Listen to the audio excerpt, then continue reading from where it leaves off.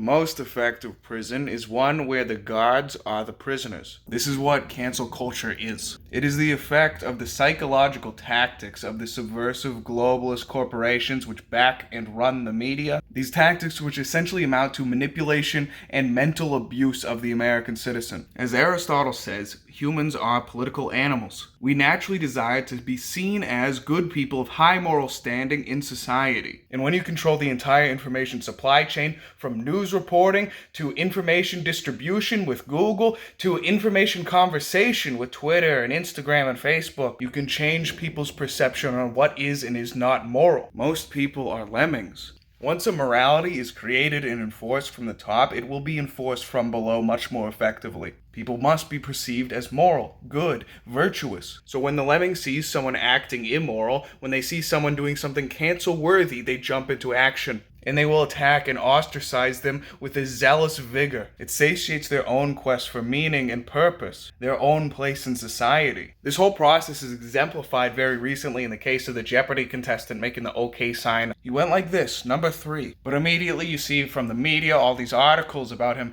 making a white supremacist dog whistle. But it was not the media who was the most zealous, it was the people. 600 previous Jeopardy contestants said that this was unacceptable hatred and Jeopardy should be taken off the air. Hundreds of thousands of people condemning him on Twitter and Facebook and Instagram. So I made an apology saying, listen guys, it's not what I meant. I meant the 3 sign. I didn't mean anything racist. But that wasn't good enough. They still called him a racist. They still went on trying to ruin his life. And he had to write another apology. He had to get down on his knees and lick their toes and say, I'm sorry, I didn't mean it. By destroying him, by making him grovel, they proved their own righteousness. They proved their own virtue.